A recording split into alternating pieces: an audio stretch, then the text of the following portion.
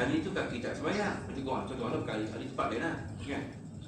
Kita ni sembahyang tapi cara pergi tegur tu tuan-tuan, seolah macam kita ni tak ada iman. Tak ada cara yang terbaik, kaedah yang terbaik. Pergi tegur ni, pergi bawa dia. Hang dia buat, hang sembahyang tapi tak nampak pun. Nampak tak?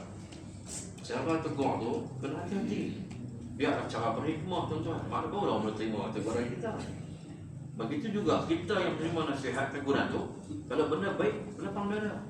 Tuan-tuan, tak perlulah dia kata hang pandai tegur orang awak hang terang mana? Lagi bertunggu tuan-tuan. Nampak?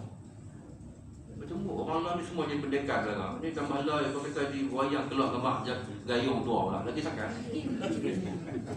Tuan-tuan tahu gambar gayung tua? Tuan-tuan tengok apa? Tengok bila tak ada masalah apa nak tengok. Kan?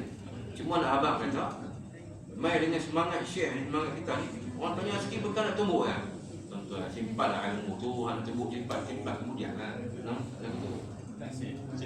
Nampak? Jadi nak abang kata, tegur cara baik kena terima. Hak yang menegur pun kena tegur dengan cara yang lebih hikmah begitu. Wallahu a'lam ya.